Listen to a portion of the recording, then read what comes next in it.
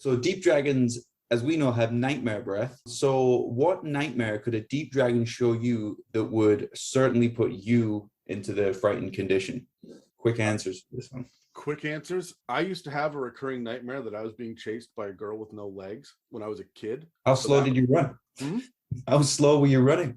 I had when I was 10, I was in 2 casts, so like a cast on both my legs. Wow.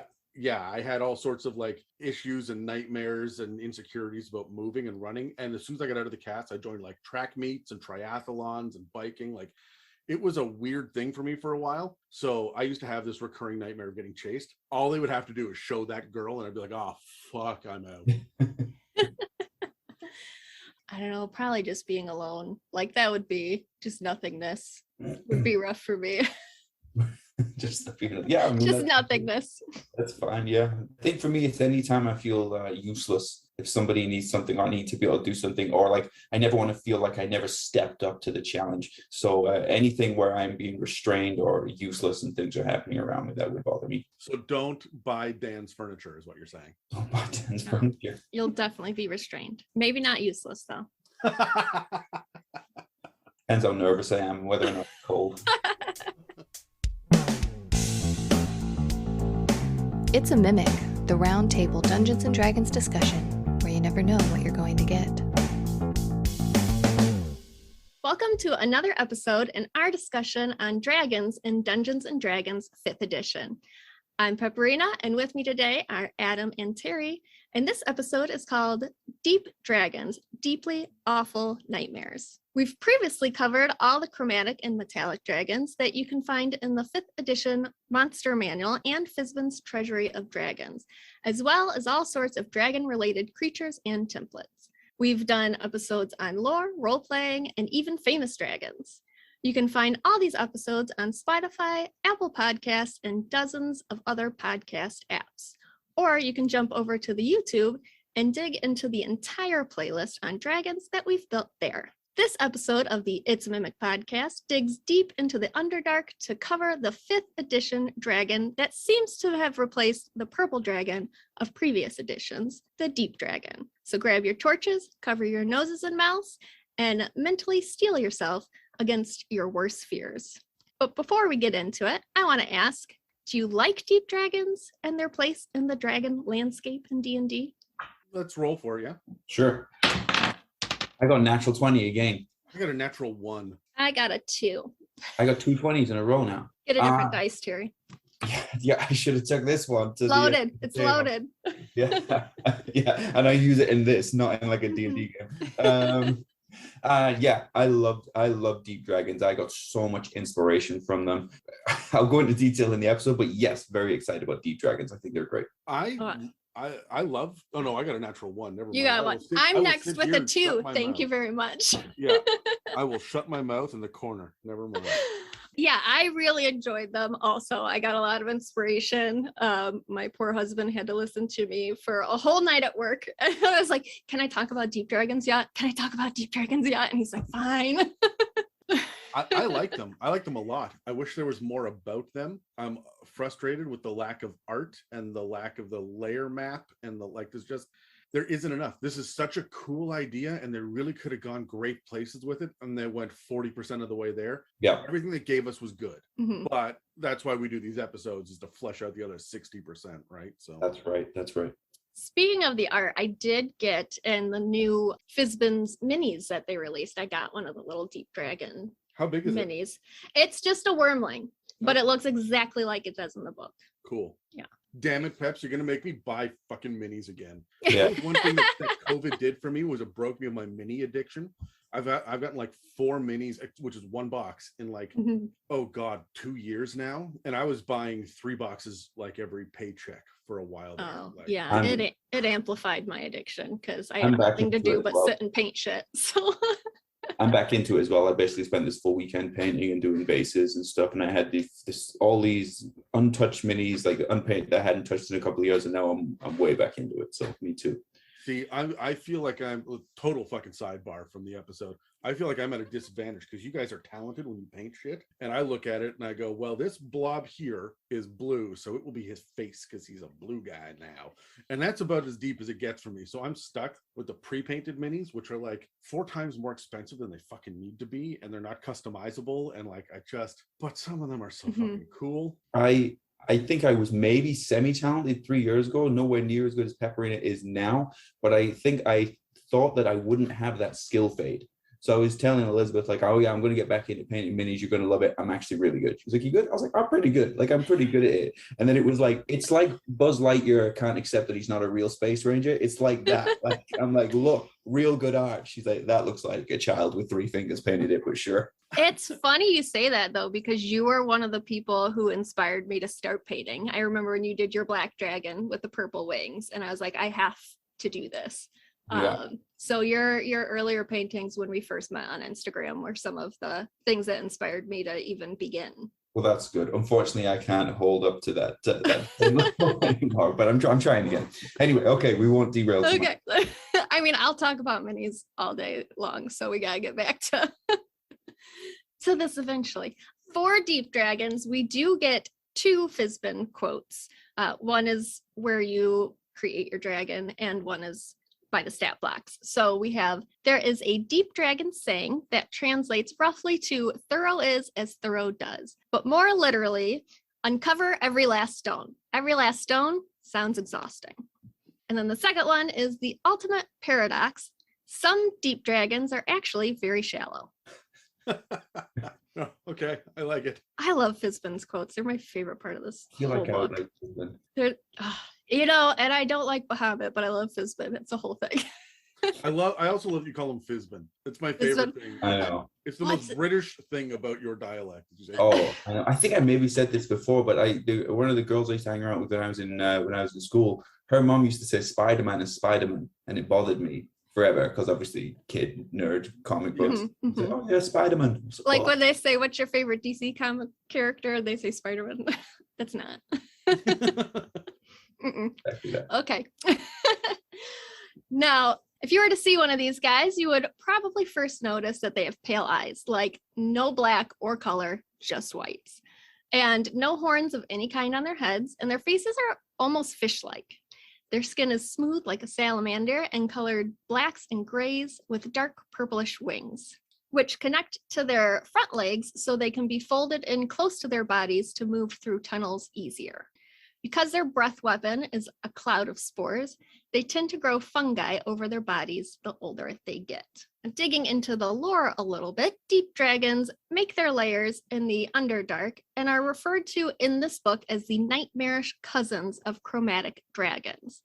This is in large part due to their nightmare breath weapon, which is a magical cloud of spores that cause fear powered by the twisted magic of the Underdark. Knowledge is definitely power with these guys, especially information about far-off lands. They much prefer deal making to combat and will strike deals for information they may not have. They will likely use servants to do their dirty work for them, as they see dealing with lesser creatures as being beneath them. Now, if we go into the creating a deep dragon section, they have all those lovely tables that I really love about this book. And on the personality traits, I've picked 2. I will not risk injury at the hands of weaker creatures, especially while I can turn them against one another and have them fight in my stead. And I dream of seeing the deepest places in the ocean. Now, that one I picked because as I read through this, doesn't say why, but there's a lot of stuff about them liking aquatic creatures and like seafood. This I actually know the answer to. This is an old. Do you? Yeah, this is a holdover from previous editions where we didn't have deep dragons, we had purple dragons. Right, and purple dragons were very much all about the Underdark, but they were semi-aquatic as well. They had really all of the movement. They could burrow, swim, fly, and climb because they were in these big Underdark oceans, and they would like rise up out of the swamp and stuff.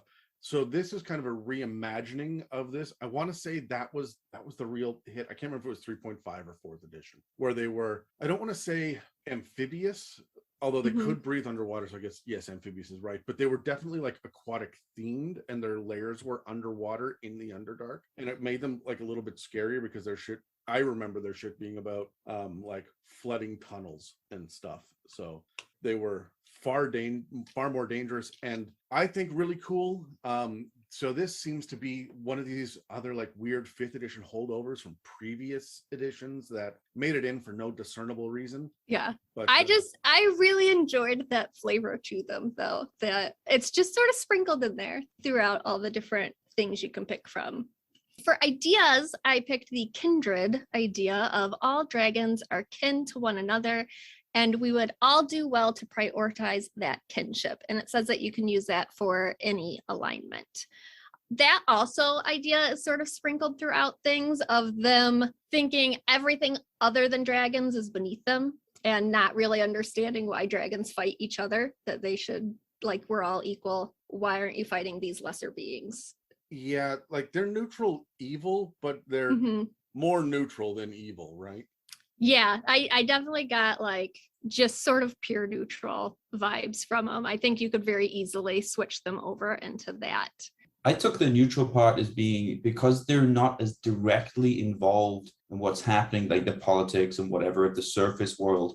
It may be that they don't have a particular code or whatever that they follow, because they only really ever have to think about themselves. And so it's not something that they contemplate. They don't contemplate code in comparison to other people around them. Mm-hmm. And yet they are methodical because they make deals and they're conniving and whatnot. They don't have a code, but they're not chaotic. Mm-hmm. Yeah. Right? They're not just on a whim killing people. They may want somebody dead, but there's going to be the right way to do it. They really are. I mean, short of the genius blue dragon and the warmongering bronze dragon, these guys are another one of these like hyper intelligent strategists that we're going to get. Mm-hmm. When we get into their spell casting, at young, they get a DC of 14 and are given Command, Dissonant Whispers, and Fairy Fire.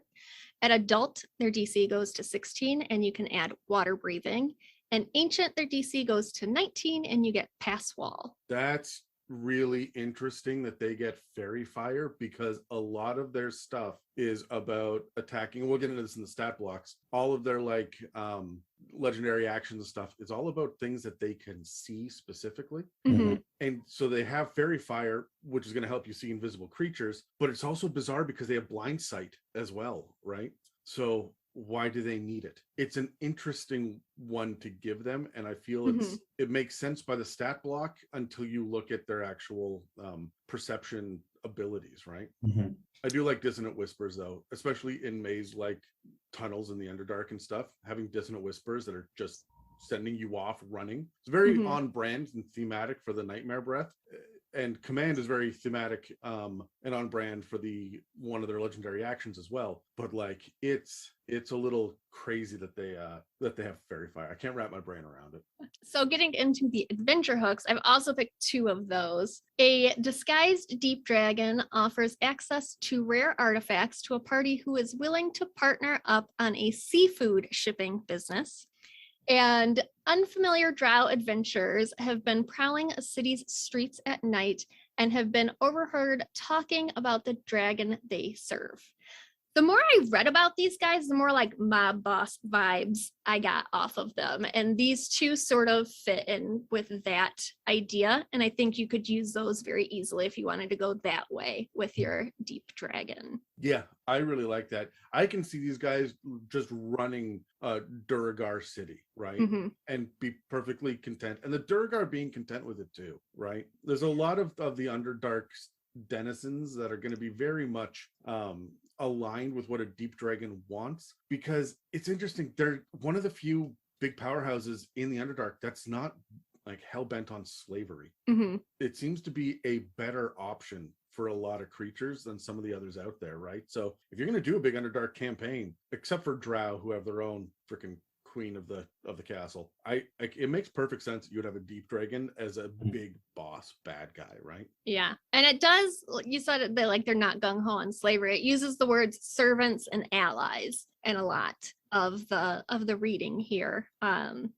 So, I mean, servants would even indicate that they're getting paid of some sort. Yeah, even if versus that pay is forced. even if it's just room and board, right? Mhm. Well, that's the thing about dragons too, is for the most part they do have minions, but these minions, like, they would be embarrassed if the minion shows up, because they all have an ego, right? They'd be Mhm. embarrassed if the minion shows up in rags and stinking because it hasn't had a bath in like a week. And so dragons with slaves sounds, it's on brand for like black and red dragons, because they want to do that level of damage and give that misery to people.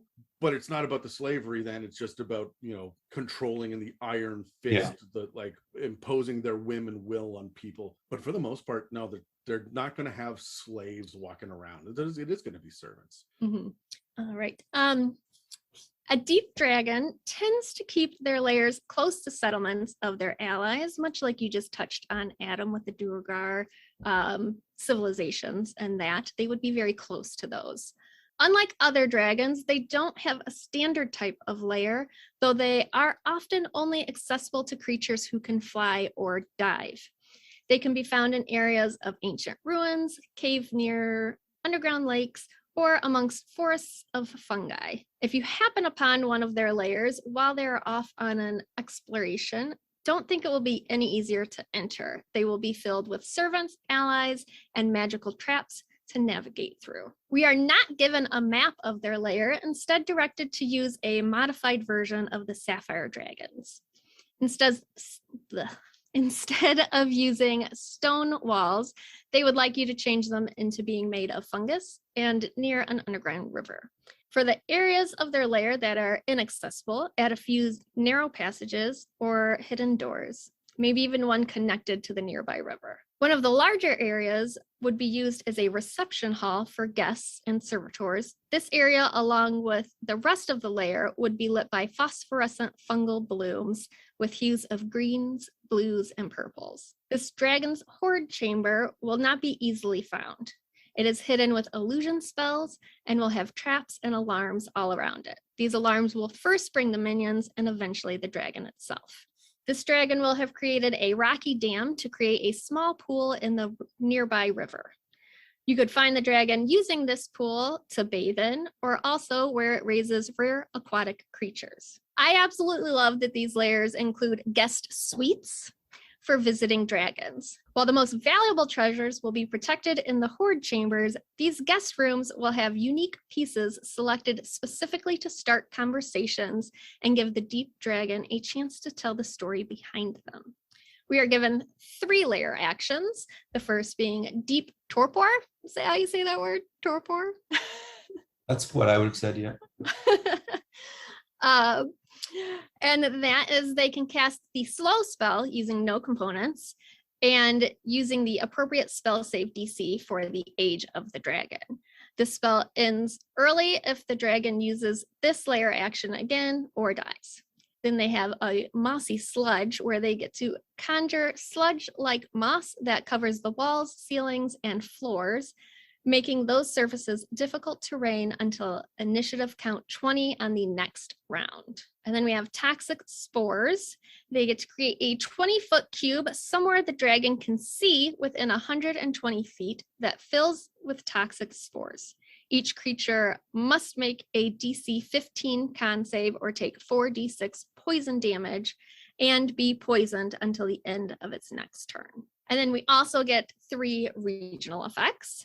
The first being preservation of knowledge. Any letters, books, or physical forms of writing within 6 miles of the lair become magically charged and cannot be damaged by non-magical means. We have restless sleep. When a creature finishes a long rest within 6 miles of the lair, they must make a DC 10 con save or be unable to reduce its level of exhaustion. Creatures immune to the poison condition are immune to this effect. And then verdant growth, vegetation and fungi within 6 miles of the lair grow faster and cover a greater area than they normally would. Foraging in the area yields twice the usual amount of food. I found it interesting. All of these are within 6 miles. Mm-hmm. I think that's the first time I've, at least recognized that. Usually it's like 1 mile for this and 6 Right. miles for that and 10 It is miles the for bigger this. radius. Yeah, that's right.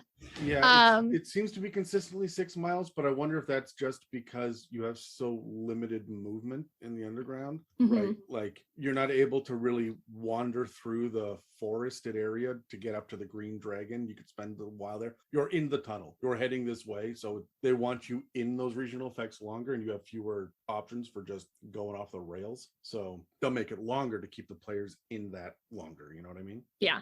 All right. And just like every other dragon, these ones have their favorite kind of treasure. These ones love unique items from distant lands, items from memorable hunts, and things found on exploring expeditions. Their favorite type of gems are those with deep dark colors or with an iridescent sheen. These dragons keep their hoards highly organized and displayed in frames or on pedestals made of precious woods and gems. Though these hoards are heavily protected, you could probably get the Deep Dragon to give you a tour of their treasures. Just be prepared to listen to hours or even days worth of stories for each item on display.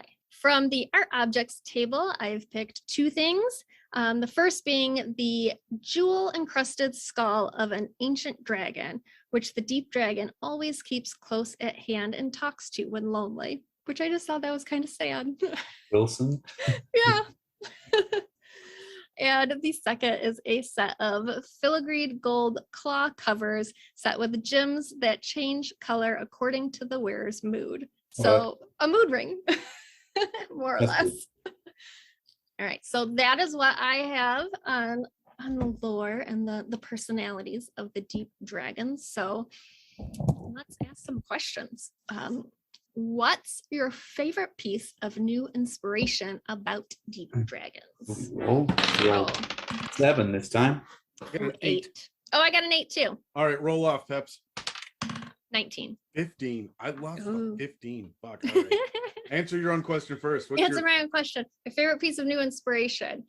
Like I really would lean into the sort of mob boss vibe with these guys. I like the fish stuff. Kind of reminds that like the sleeping with the fishes, staying with the mob guy. Like they have this pool of their aquatic animals, and if you don't go with them, you're going to be sleeping with their fishes.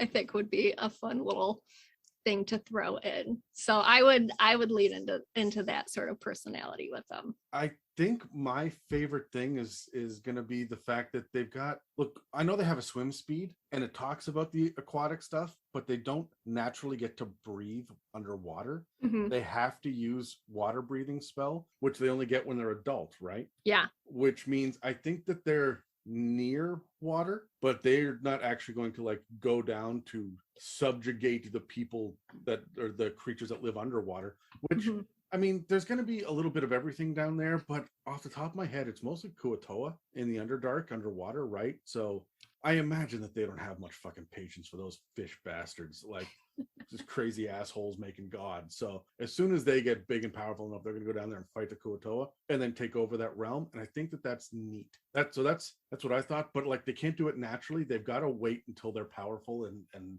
magically strong enough to be able to do this.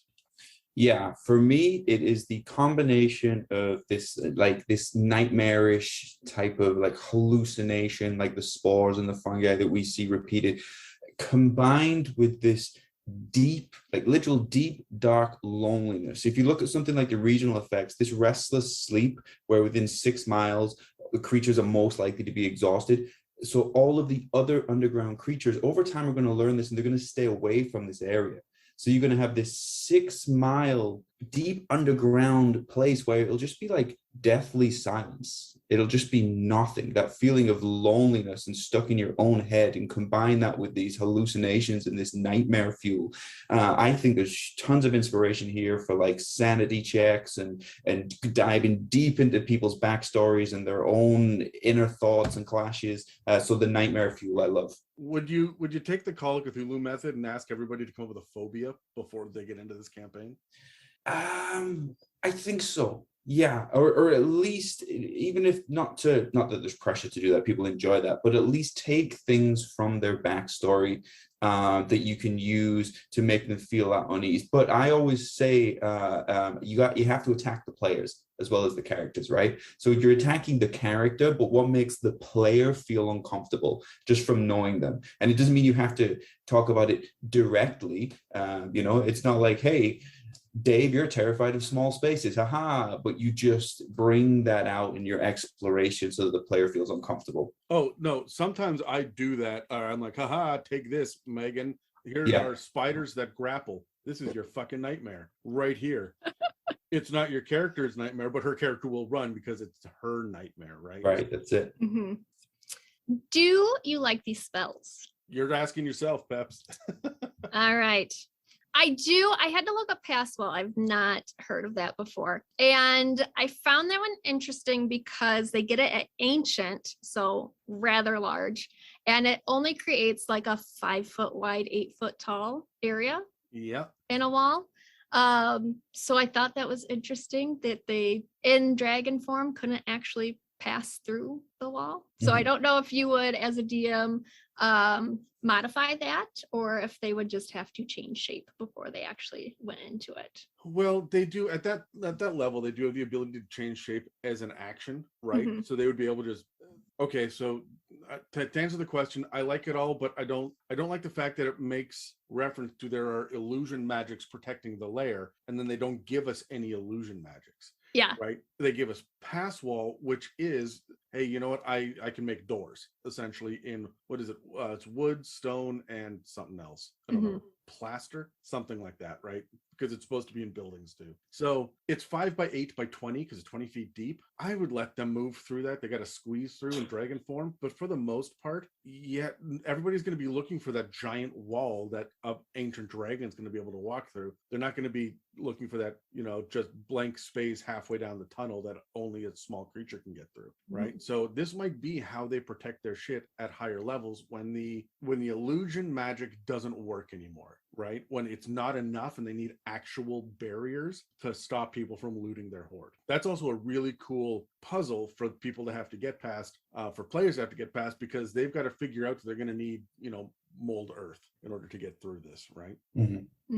And it does say up to 5 feet and 8 feet. So it can be anything smaller than that. And they can turn into small creatures. So that would also be like, that little tiny mouse door at the end of a hallway that only they can pass through. Them and gnomes and halflings and goblins and that sort, right? I could see them just doing that and not even thinking about it to their visitors. Like, what do you mean you can't go through this door? I made a door, you should go through it. Like, I don't care that you're not that size. The orc, Goliath, and Loxodon are going to have an issue now. Yeah. I love these spells. I think they fit. I got a lot of inspiration on how I might use them. I was just talking about tight, cramped spaces and making people feel uncomfortable that way. But the Underdark has the exact opposite, which makes people feel uncomfortable, which is these huge, expansive, open caverns. Let those players wander out into the middle of those where it's pitch dark. They can't see anything. It's nothing but echoes. Maybe they can hear water moving, so they know things are around them, but it's pitch black. And then just drop fairy fire on them when they're in the middle of that pitch black expanse and they feel so vulnerable. I think it's a great spell. It's that Alfred Hitchcock thing, right? It's what you don't see. Just terrify them. Right. And how do we feel about the new layer details and regional effects? I really like the restless sleep. I think that could really mess with a party. I liked that with the regional effects, we got one that was for flavor, one that could really mess with them, and one that's kind of helpful.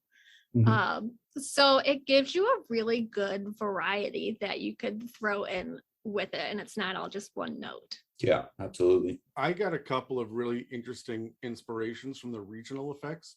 One is mechanical and one is a plot hook, just off them alone. For the plot hook, I would say that if you have a preserved deep dragon heart, or maybe the breath weapon organ in their throat, or even their skull, whatever it is, a powerful piece of a dead deep dragon, that preservation of knowledge regional effect that keeps all of the like written word and whatnot preserved and that can't be destroyed or harmed or degraded at all. That'd be so useful to just have these. And like, I would imagine they have one of these in Candlekeep, which is a big freaking magical library, right? And there would be stuff like that so that people can't destroy these archives that exist. So that there for a plot hook is just immediately go get us an ancient or an adult deep dragon skull and bring it back here so that we can preserve our records here, which I thought was kind of fun. But the other one is the verdant growth, which said that fungi and whatnot just grow bigger. And we have myconids and veggie pygmies, and shambling mounds aren't fungi, but I'm going to reflavor them to just stand up out of the gross vegetation that's down here that's like wet and nasty and kind of rotten smelling and whatnot. And all of these things, I'm either going to buff them or at least give them max hit points, right? But we should be able to see how close we're getting based on how big the fungus creatures down here are. So as you get closer and closer, suddenly you're running into veggie pygmies that are medium size and then large size, and there's one fucking huge one, and like, okay, that's just fucking frightening. And they all serve this deep dragon. That I think that's a load of fun just from the regional effects. I'm now starting to come up with campaign ideas. Yeah, for me, I have to agree with Adam. I have to lean into that preservation of knowledge. That gives me so much inspiration. Firstly, that's a fantastic plot hook, right? That is a reason that you have to get to this dragon. And I would even use that preservation of knowledge. I would add a component of restoration of knowledge to that as well, so that if you have a text or a scroll or something that is damaged, if you can get it into this region, it will restore itself after a period of time. So that is a reason to seek out this dragon. From the flip side of how you could use this, it's whose knowledge is this that this dragon is keeping? Is Tiamat's great library being guarded by this person that contains all kinds of secrets and whatever that she's up to? But it's another reason why you may need to seek out this dragon unwillingly. You don't necessarily want to go down there, but there's a lot you can do with this preservation of knowledge, particularly if you add in a little restoration component, which I think I would as well. I do have one more question. While I was reading this, I sort of, because I'm more of a player than a DM, so sometimes when I go through these, I'm like, what kind of campaign would I want to be a player in with these? And I sort of came up with the idea of a deep gnome circle of spores druid / warlock with one of these as a patron. Would you allow one of these to be a warlock patron? Honestly, like, yes, absolutely. If the player wants to do that, yes. Why do we not have a dragon patron yet? Yeah. That's a clear fucking oversight. So, I would allow it. I'm good. If someone says they want their patron to be an ancient dragon, I've got no problem with that. Well, and this book makes it very clear that dragons are magic. Like, yeah, the more things are around them, the more magic gets instilled in them. So even if you were one of these guys' followers or allies or cultists and you spent a lot of time with them, you would eventually get some of that magic off of them, I would feel. Yeah. No, I love that idea, Peps. I think, a warlock as the class, but you could flavor it as like a cultist type PC, or you could do it more. You could even do it like, maybe even like a paladin, where they're like an agent. They are a servant of this dragon, and you could lean into that, what we were talking about earlier, servants. There's going to be different levels of that. But I think that's an amazing idea. Yeah. And there are so many good warlock patron skeletons that you could be able to use here besides just Fiend or Great Old One, which I mean, I guess you could use Fiend, but it's not going to take much to reflavor Archfey, because I think they have fairy fire shit in there, right? Or Fathomless, because it's all water and that's supposed to be like krakens and shit, right? Or even the genie, and you can look at some of the reflavor the elemental shit into being like spores and nightmares, psychic damage and poison damage instead of fire or cold, right? Like, there are ways to do it. I just really think we should have had one by now. Yeah, I would definitely go back to the chains and have a little myconid familiar, but that's just me. That's fucking adorable. I would be a tiny little gnome with a tiny little mushroom walking around causing havoc. I'm pretty sure that every gnome is a tiny little mushroom. Very little grippage. Some of them are growers. All right, on to Wyrmlings. Speaking of growers, Wyrmlings. Okay, let's take a look at their stat block and we'll discuss things along the way. So Deep Dragon Wyrmling is a medium-sized dragon. They are typically neutral evil. We're starting with a lower armor class with them being Wyrmlings at 15 with their natural armor. Hit points 5d8 plus 5, so it averages out at 27.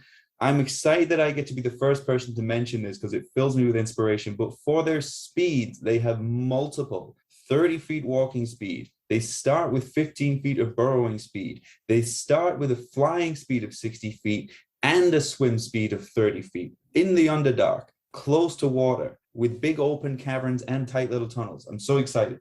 Their highest stat is that of strength at 14.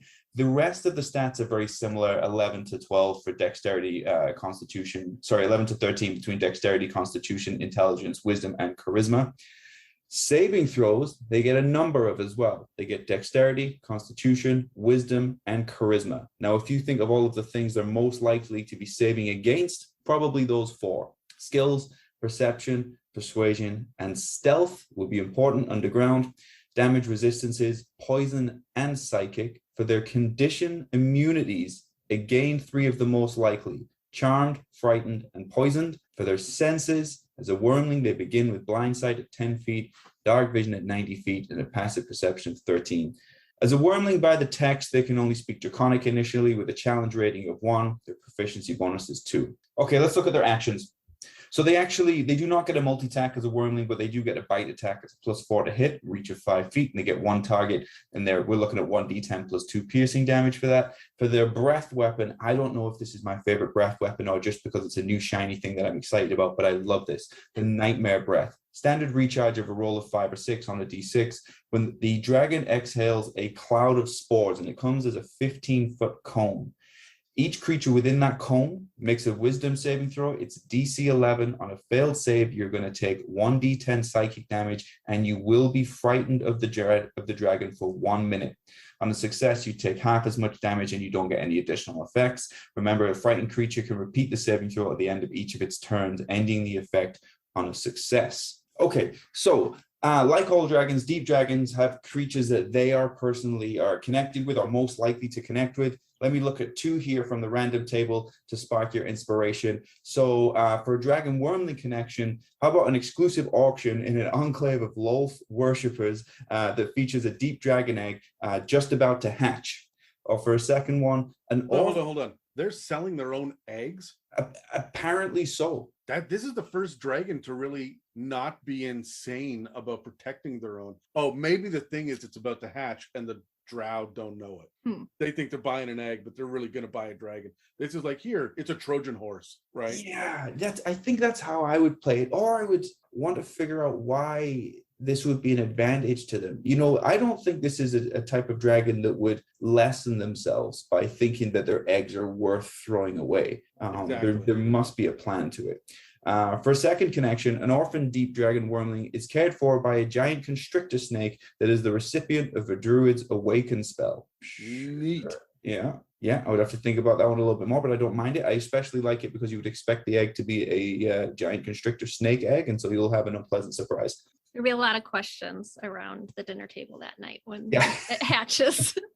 Do you have any inspiration about combat encounters? Yeah, okay. So when I take everything into account, it's starting with the Wyrmling, and I'm going to talk about the young lady and how I'll flesh this out a bit. But right from the start, don't expect to see this dragon during combat. This is how I would play this as a DM. There's no reason for them to expose themselves. You're in their lair, it's dark, it's tight. They have the stealth advantage here. They have the regional effect advantage if they have a parent around. Maybe the lair actions, region actions might come from them. But the narrow tunnels mean that frightening creatures is going to seriously restrict their movement, because players always bunch up, even though we know that's not a good thing to do when they're in tight spaces. Now, you can move through an allied space, but you can't end your turn on it. So if you're in a tight area and you have a frightened creature somewhere in that line, you're restricting the movement and their positioning that they can do in the middle of that battle. So standard operating procedures for me, right from Wyrmling, are going to be to move the dragon into tunnels, roll stealth every time, use those tight tunnels for that Wyrmling to take advantage of the positioning with the players. Because I think, you know, for a deep dragon where they're trying to source knowledge, and knowledge is so important to them, as the dragon gets older, that means collecting texts, speaking to people, doing whatever. But it's like a kind of a dog, right? In that the different breeds have their job kind of instilled into them from birth, you know, whether they're a guard dog or they're a hunting dog or something. So the Wyrmling still has that thirst for knowledge in them. But as a Wyrmling, that might just mean trying to nab the wizard and drag it down a tunnel, as opposed to speaking to them about their knowledge. So that I would be very stealthy with my battle tactics and trying to separate party members and keep them cramped together. All right. I really appreciate that answer. We were supposed to roll initiative. I rolled a 12. You just went at it. Well, hey, you asked me. You were very eager. Whatever the initiative roll is, I'll just pretend I got highest, but I got a 12. Well, I got a nat 20. I got a 17. So you actually got the lowest. All right. I love it. Yeah, I don't know that you would necessarily combat these guys. It says very clearly that they're not combatant very much, but you would definitely see their minions. So I would ask myself at a Wyrmling stage, what would their minions be, and go from there. So you might get like smaller myconids, like myconid sprouts, or, you know, things of that nature, twig blights, just smaller vegetation, fungal type creatures, I think, is what you would encounter before encountering this guy. He might use his breath weapon to make you afraid, but I don't think he would necessarily get into blows.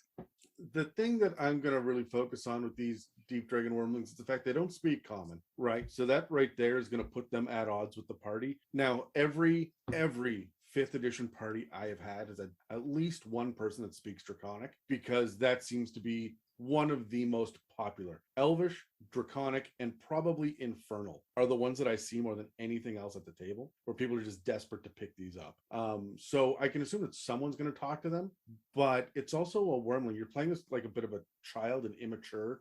It's a dragon. It's still smart. It's got an intelligence of 11 and a wisdom of 12. Got a charisma of 13, which just keeps getting better and better, but it's like it's still got the maturity level of probably a 12-year-old, right? So they're going to take offense easily. They're going to say things without meaning it. Like, I don't know if you guys remember middle school. Kids are fucking cruel. Yeah. And these guys I currently have a 12-year-old, so I get that. Like kids, yeah. I'm sorry, Peps. How's your ego doing these days? Oh, kids are rough, man. Kids are you know what? I think it's probably worse as toddlers, though. Like, they'll just say, like, what are all those spots on your face? Like, I know I have acne. Thank you very much. They've learned a little bit better. Yeah, like at Drunk age people 12. and children. Drunk people and children will tell you what they think. He's learned what not to say at this point. But like, I can just assume that the deep dragon Wyrmling is going to say the shit, not give too much of a shit, but remember, they're not a fighter. They're going to be that beaky kid on the playground, right? That is then going to turn around and run. The thing I'm looking at more than anything else on their stat block is the 60-foot fly speed. Mm-hmm. That means that they're going to hit with that nightmare breath and run. They do not want to get into combat. They don't have claw attacks or tail attacks yet. There's no multi-attack here. So they are hit and run. Down tunnels, I'm looking for vertical shafts for them to get up and out, recharge the nightmare breath, and come back and hit again, right? And at low levels, we're talking tier 1, at a level 1 party, because it's a CR1 creature, 1d10 psychic damage is brutal, especially because you're splitting the party, right? Over and over and over again with this frightened condition. So you could really play this thing like the alien from the first Alien movie, the xenomorph, right? Coming down from above, hitting them, making them all scatter and run in fear, and disappearing into the darkness again, just to do it again a couple minutes later, right? All right. And do we have any inspiration for the exploration encounters? You want me to go or wait my turn? I'll let you go again. You seemed very very Just for this eager one. to answer these questions. Yeah, I'm going so. to lean into the fungi stuff and the hallucination fun that you can have with that, because I know this should be focused around a Wyrmling, but I think you can make a situation with a Wyrmling, especially one that you maybe haven't seen yet, a lot more intense, or even kind of like a puzzle as soon as you start making people hallucinate, or you change things on their character sheet as a result of interacting with this these fungi. So the verdant growth regional effect is going to be useful here. I think it doesn't need to go straight to combat with a Wyrmling. There can be all kinds of difficult puzzles and challenges based on having one of these in the area, especially when people are tripping, essentially. Yeah, with the exploration, it says in a few different places that like they really like going on exploration adventures, I guess, themselves. Like they really like exploring and finding things of far off places. So I could see them like wanting, like seeing something on you and being like, where'd you get that? I would like that. Like, especially as a kid, like, ooh, that's shiny. Where'd you get that? I want you to show me. And you could even like take it with you because it wants to, you've been outside of where it's been. So it wants to know that. Yeah. Again, I'm looking here at the movement, right? And I'm trying to find all the things that make this guy different than all the other dragons. And what I see here is both a burrow speed and a swim speed at very low levels, which means if I'm doing exploration, first of all, I do want this guy to retreat. They don't want to do combat. They'll hit with the Nightmare Breath, fuck up the party, and then burrow. And they may burrow down into their catacomb of tunnels. But remember, they're a medium-sized creature. So everybody should be hunched over, but still able to move through this. Do you guys when a creature burrows, do you leave tunnels behind or do they cave in? I leave tunnels behind.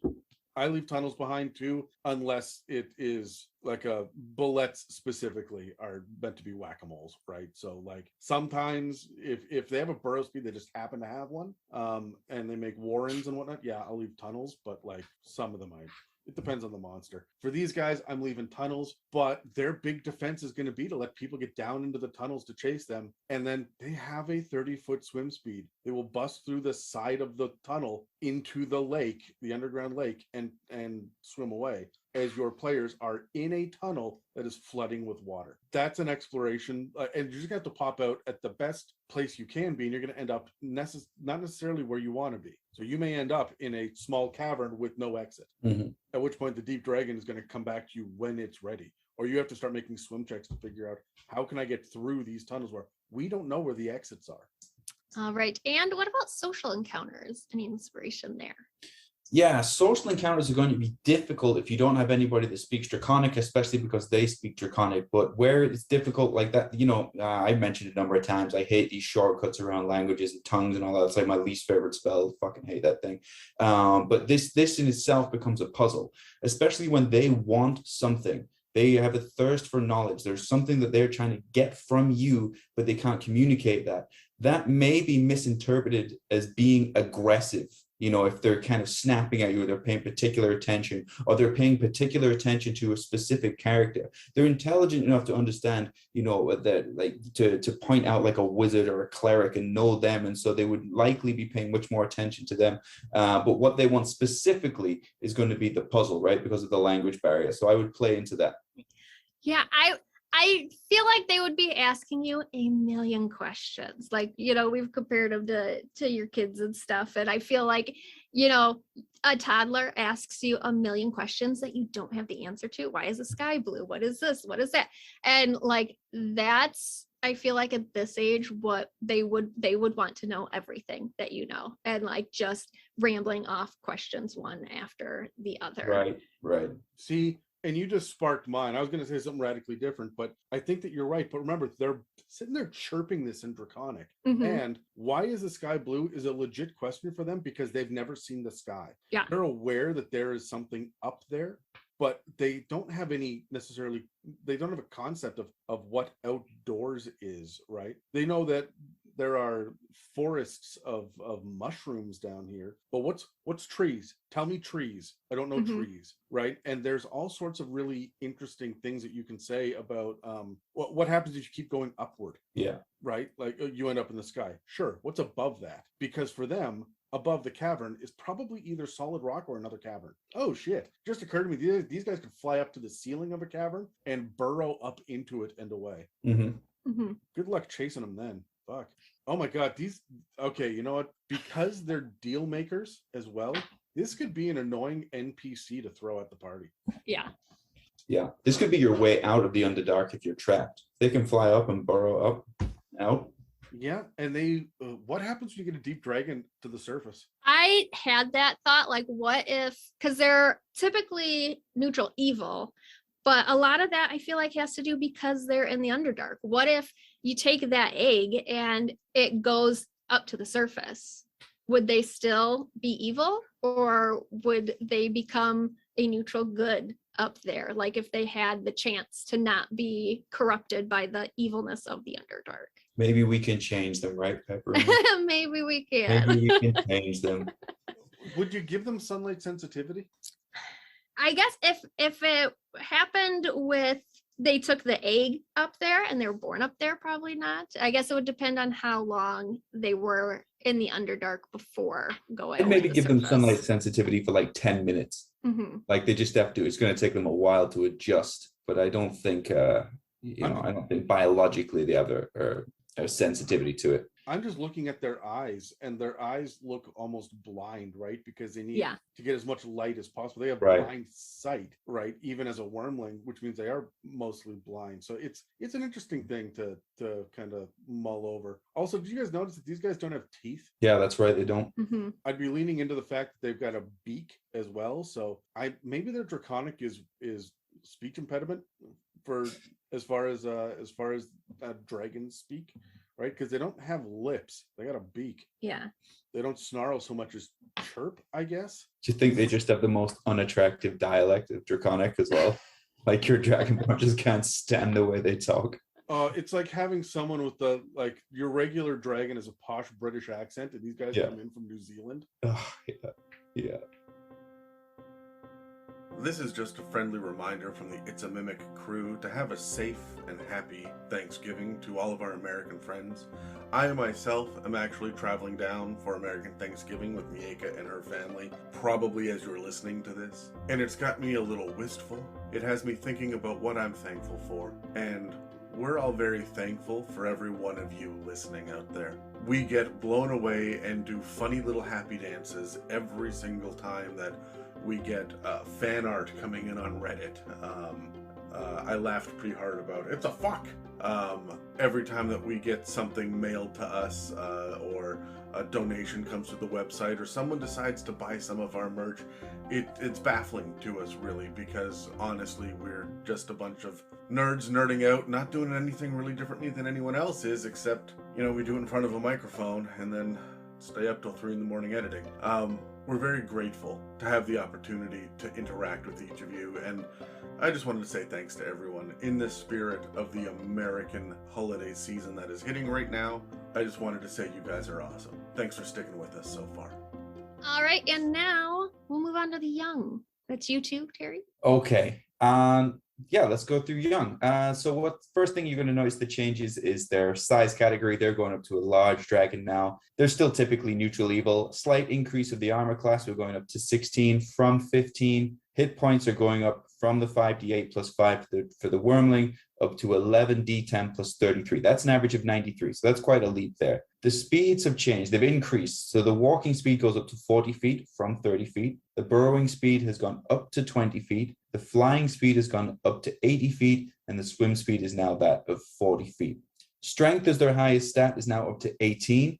We're seeing Constitution and Charisma slightly lower than that. And then Dexterity, Intelligence, Wisdom, they're ranging from 12 to 14 between those three.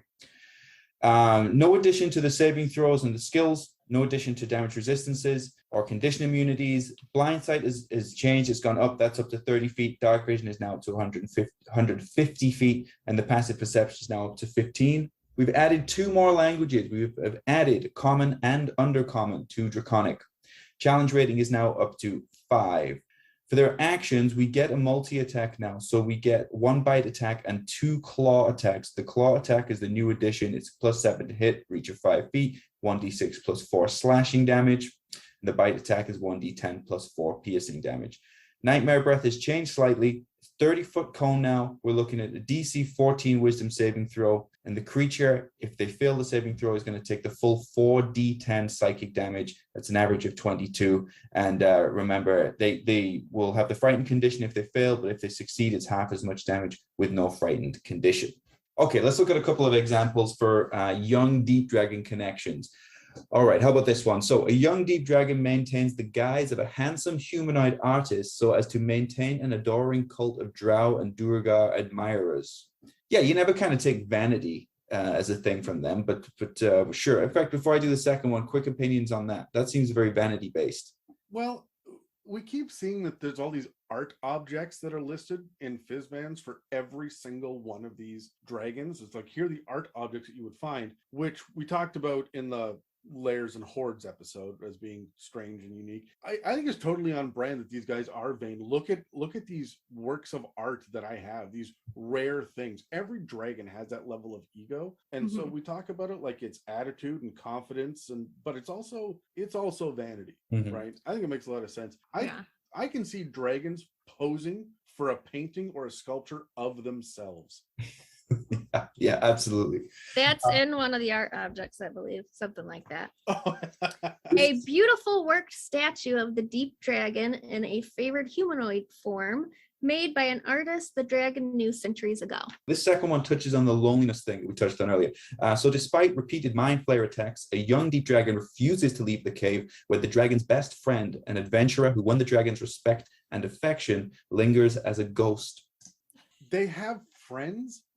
Yeah, they've best friend, like a best friend who they're holding on to their ghostly. And remember, ghosts are twisted and evil a lot of times too, right? So so they're obviously preserving this spirit somehow, or turning a blind eye, pardon the pun, to like the evil shit that's going on. Is that why it's hanging out at this like underground Duergar fortress? Was because they raided the Duergar, they cleaned it out, and it should have moved on, but its companion died, it became a ghost here, so now it lives on top of an underground fortress, right? And like, you can really get into the weird politics with that. It's so weird that they've got friends and allies and not minions and servants for a neutral evil dragon. Very, very interesting, very strange. There's additional facets to this that I hadn't thought about. All right, so let's get into the questions. I'm going to first have you roll. Sure. 15. 18. Okay, so do we have any different inspiration on combat encounters with young?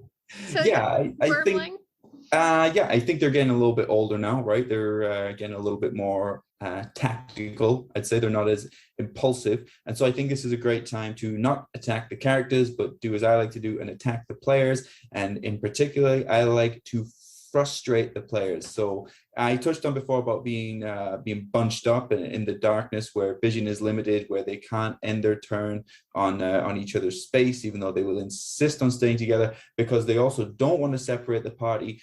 But if you can, it's kind of like both ways leads to failure for them. And you should work in extremes with these dragons. So either if you're going to keep them bunched up together, keep them very, very bunched up together. So it restricts what they can do. If they're going to separate themselves, judo, you push, I pull, separate them completely. Get them there's multiple networks of tight tunnels here. If you can separate them, put minions between them so that they're restricted in their movement, they can't get back together. Now they can't see and they can't work together, and it will frustrate them. Don't forget about that prone condition. Tight tunnels that are low down where the players can fit through, but they must go prone. That takes away half their movement when they try and escape, and it gives you something else to work with to trap them as well. So this will be all about frustrating the players by being very extreme on either keeping them very close together or getting them very far away from each other. Because remember, this young dragon, it's not interested in having a combat with you. This is a reaction combat because you came to them. So you need them for whatever's going on. So they don't have to play your game. They just have to piss you off until you go away. I honestly, I like everything that you're saying. You're coming to them on their terms and they don't like it, right? So the one thing that I noticed that's different here, beyond the fact that languages, is their bite. Yes, they got claw attacks and a multi-attack now, but their bite went up to 10-foot reach. Yeah. Which means they can now stand behind their minions and just come at you with that beak over and over again, right? With the +7 to hit for a level 5 party, that's decent enough. You are doing piercing and poison damage, which sucks as players, right? Because you're taking a D10 and a D6. So I wouldn't use the multi-attack. I would, because I don't want, the Deep Dragon's not going to get within 5 feet. They're going to hide in a narrow tunnel behind a minion and then lunge forward with this beak attack over and over again, or, you know, get in front of the minion and get off that nightmare breath and retreat to only use the bite attack over and over and over until the nightmare breath recharges. They don't want to get in there with the claws because they don't want to take the damage. Because even at a CR5 creature, 93 hit points is not enough. It just isn't. When you're up against a party of 4 or 5 and you're starting to have to worry about things like fireball and stunning strike and shit, that's not a lot of hit points. So don't engage. And if you have to, if you're backed into a corner, use that 10-foot beak. And I got to assume the head is narrower than the body. So maybe 4-foot holes in the rock that this 10-foot reach is coming out whack-a-mole style and just picking at the players just to retreat again. I could build a neat combat around that. I dare you to stick your fucking hand through to shoot a wand at me. I think at young, because it talks about their traps a lot. So I would have it sort of playing with traps at this point. It's getting a little older, it's getting a little more intelligent. It's probably thinking more and more on traps and experimenting with them. So I would like have it lead your players through the traps, not necessarily engaging, but more of a chase to get through. They know that this is here and kind of wanting to see how it works. You know, is this going to work? Somebody's actually here and after me. I want to make sure this goes off. So I would come up with some fun traps that it sort of leads you through.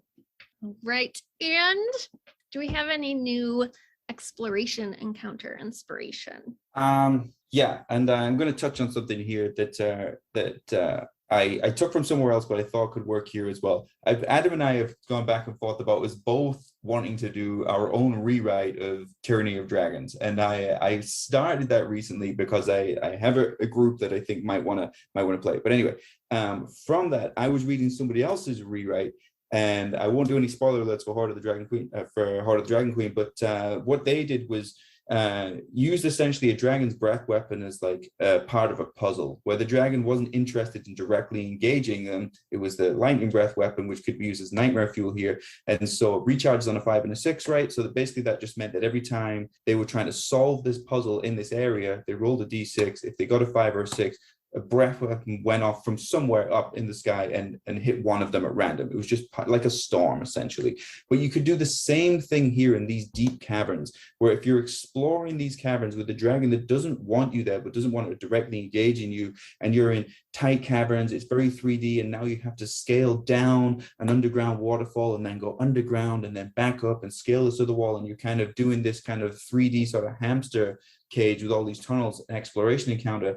The dragon breath weapon is something that can be coming out of these tunnels and used to throw you off, right? To give you these hallucinations, this kind of nightmare fuel, to make everything around you much more exaggerated. You don't know what's true and what's not. It's like running through a Chuck E. Cheese after you've met like Scarecrow from Batman Begins. That's what I'm going to play this as. And for an exploration encounter leaning into this dragon's abilities, I think I could do a lot with that. Like a skill challenge under the effect of the nightmare breath, essentially. I really love that. I'm getting all sorts of Out of the Abyss vibes from this too. If there's another one that you can put this in, because that one takes place in the Underdark as well, right? So honestly, the thing that I keep coming back to over and over again is this spore cloud that is their breath. Okay, so when a red dragon does a fire breath, the flames then go away when the turn is done. When a blue dragon does a lightning breath, the lightning goes away when the turn is done. When a deep dragon does a spore breath, where are the spores? Which means you should be, as you are getting closer, you should be walking and crunching on spores. Is the fungus that's growing on the side of it because it keeps flying through its own spore clouds and it creates fungus? And if that's the case, and it builds traps and whatnot, could it create walls of fungus growing on fungus over and over again to create these barriers in the tunnel that you have to break through so it knows which way you came, and it can follow you back if you don't put it right again. And how do you fix fucking fungi? You need the plant growth spell in order to do that. That'd be the only way that I could think of off the top of my head for a druid to be able to regrow this. And if you're going to do that, A, nobody takes that spell. B, who's playing a druid these days? Come on, guys. And C, I am a lot. are you?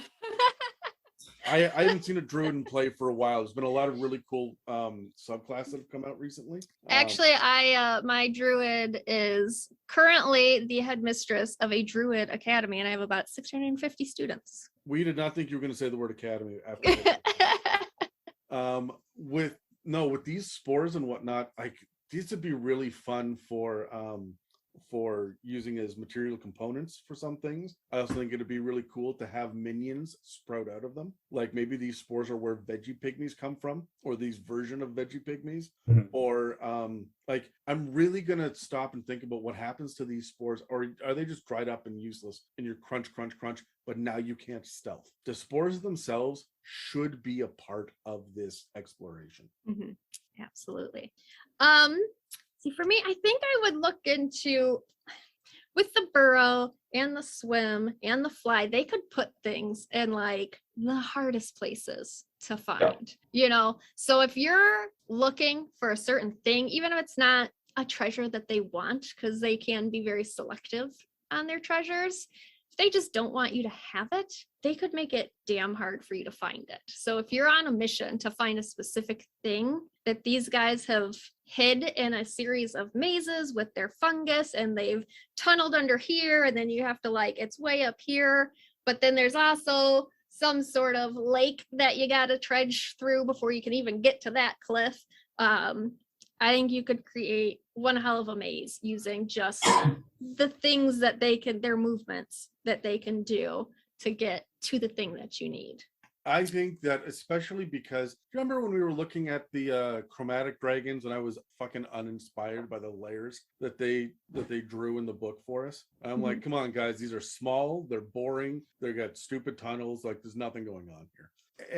I'm looking at the sapphire dragon one, which is supposed to be the one that is the inspiration for the deep dragon, and it's expansive, and there are tons of tunnels and different elevations and whatnot. I really think the idea of the maze lair suits the deep dragon almost more than most of the other dragons. Mm-hmm.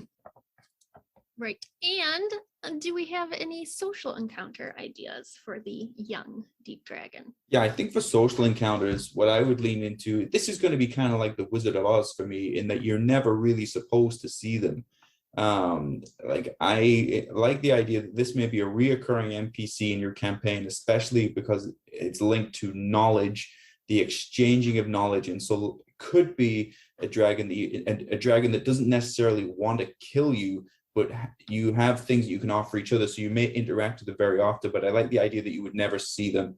You would maybe just speak out loud somewhere in their cave network and they would respond to you, maybe, or maybe you have to get to the cavern where you can hear their voice coming from somewhere. But that, especially when you combine that with the regional effect of, due to the exhaustion, a lot of creatures are not going to stay in that area. And so it will be very kind of lonely, and it's kind of like its own thing. You have to go deep into this lonely network, and then you speak out loud and this voice responds to you, but you never see them.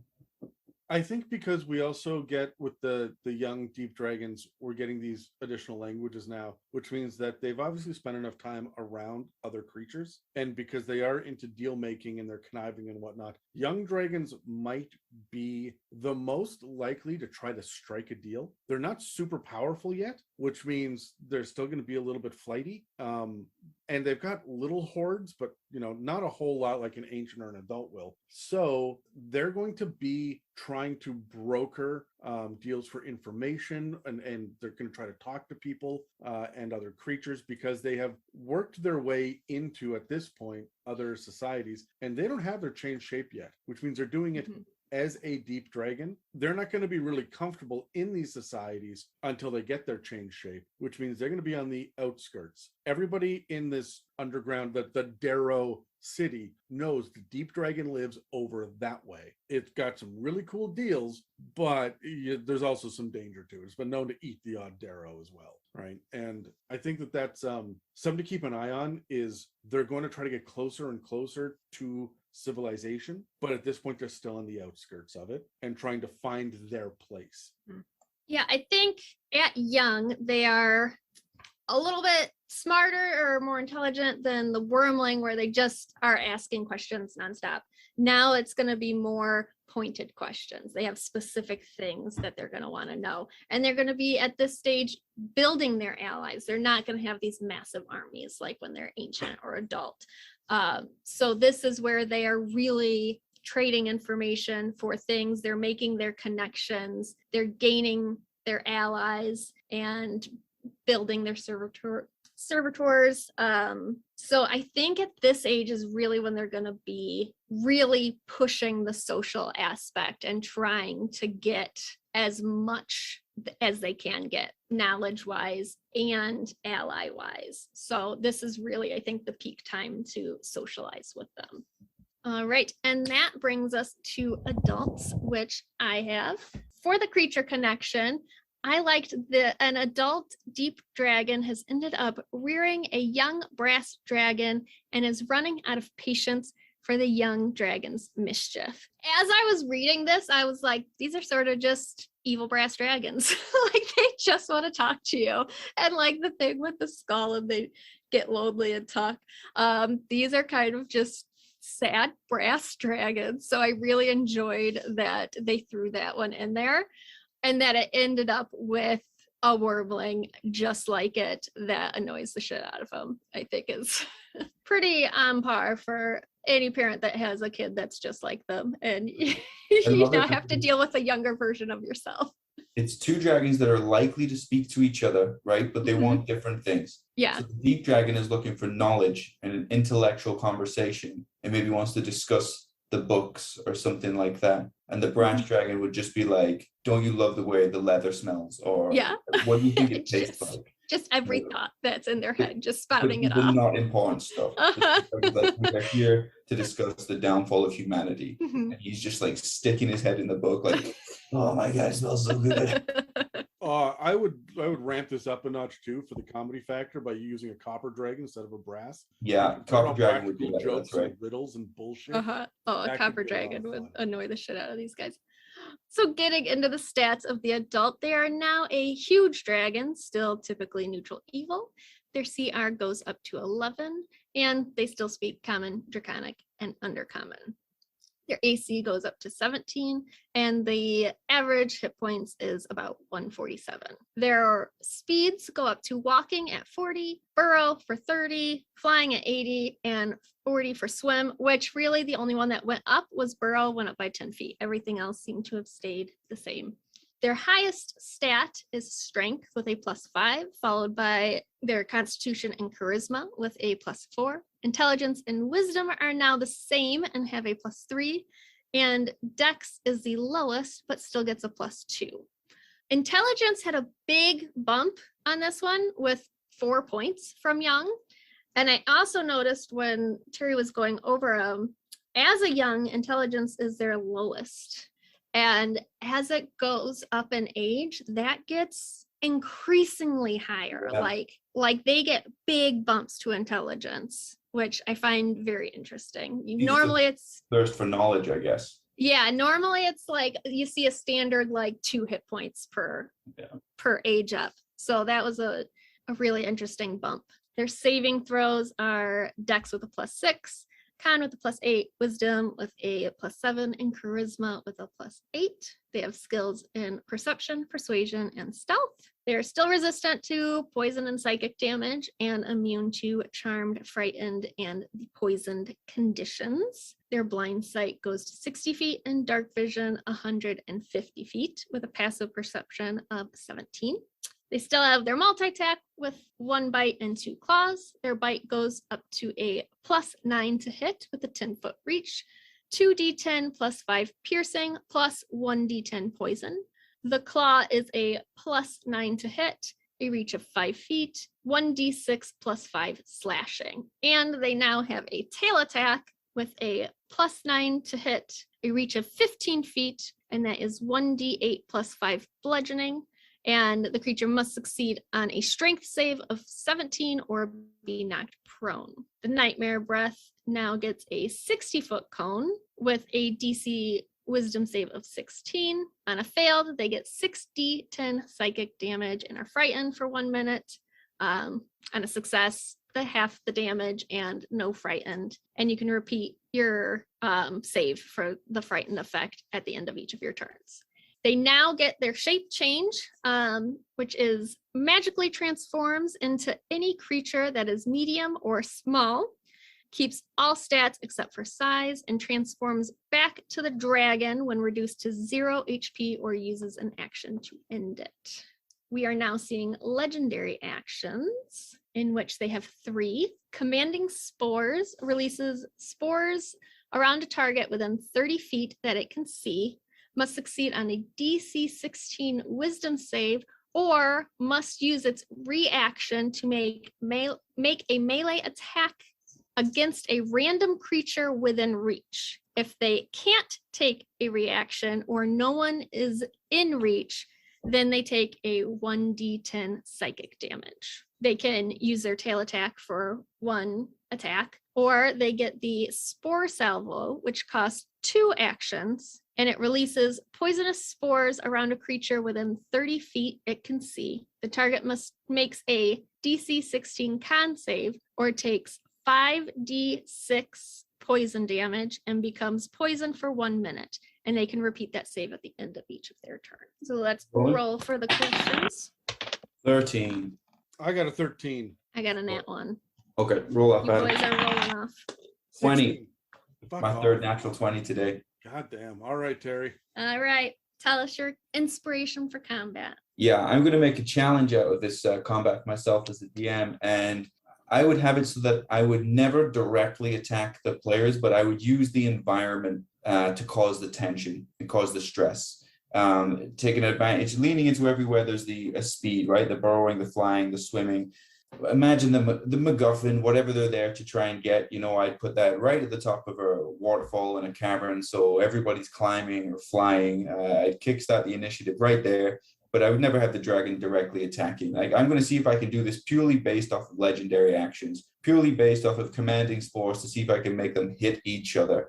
Find somewhere to knock each other down, or the poison, the spore salvo there, which causes the poisoned condition. So they have disadvantage on their climbing checks now. They have disadvantage on their attack rolls as well. And then I'll let them get all the way up. And then whoever gets the MacGuffin or whatever they're there to achieve, I'm going to grapple them, and I'm going to fly all the way down to the pool at the bottom, and they'll be grappled. I'm going to take them underwater, and I'm going to hold them right there while the rest of the party gets mad at each other, blames each other. Everybody has to jump down, get into the water, and I'm just going to see if I can stress them to hell as much as possible without ever directly attacking them, which I think is true to the character of this type of dragon.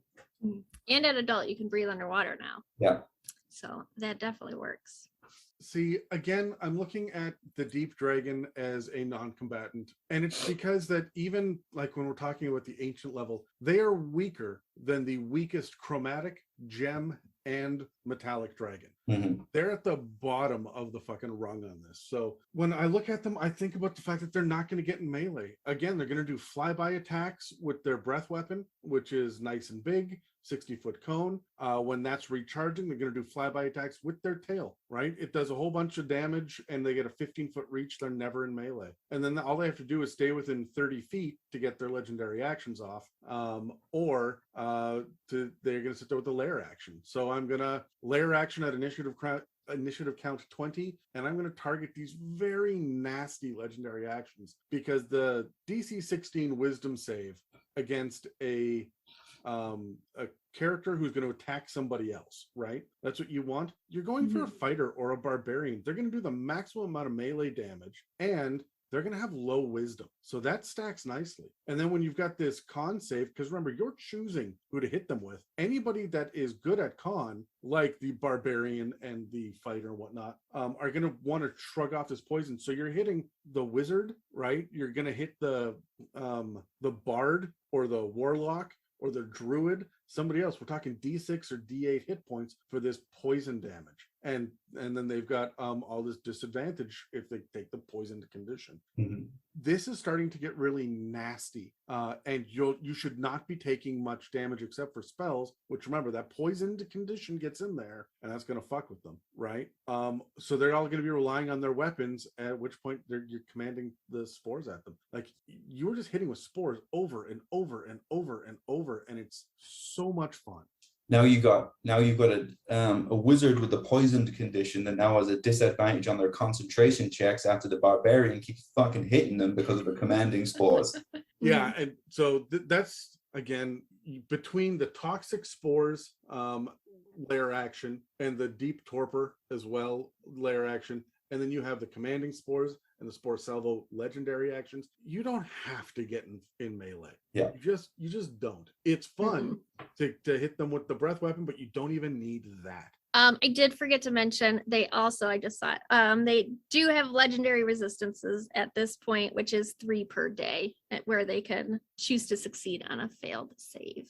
Do you guys just blow them on the first spells that are given, or do you strategically, like, oh, somebody hit me with Firebolt, I don't care, I'm going to save this for Fireball? Yeah, I now do it more strategically. Mm-hmm. Well, I think honestly it kind of depends on the players that are around your table, because if all of a sudden you're pulling out a legendary resistance when they're banging their big spells off and you haven't touched on it yet, there'll be a DM hater all of a sudden. But if you do just kind of do it early, they're like, oh, all right. Then it kind of comes, it's almost like fair play to them. They're like, he must run out of these soon, so then I'll do the big spells. So yeah, you would have to like know your players. Are your players the type to hold on to their big spells and see how it goes? Or are they just gonna go at and just shoot off every like high level spell and work their way down? You Not know, me, Pepperina. I'll do time stop on a single goblin god. Look, man, you're tier 3. Fuck you. If you haven't figured out that my guys are strategic yet, you're not gonna live very long here. That's right. That's right. But we will always forget we have those magical items and what they do. Yeah. For combat for me, like you guys said, I don't think it's landing and fighting you face to face.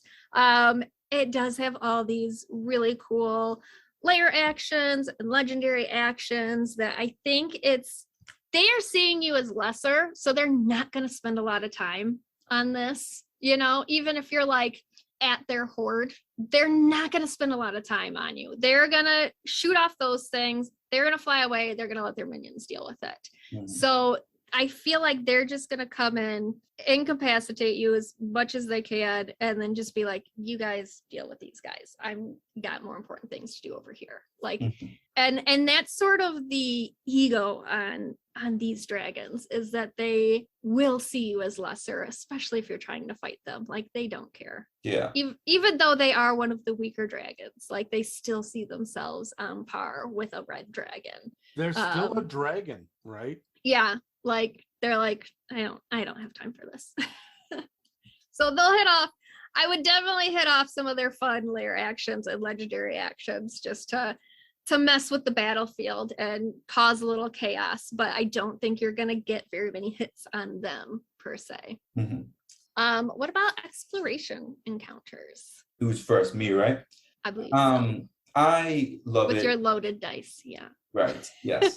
I love it when players are their own worst enemy, because I am my own worst enemy as a player. And given the fact that these are basically non-combatant dragons, as best as they can be, I would do something where the players are going to be their own worst enemy based on what's around them. So I would do something like almost like an Aladdin Cave of Wonders.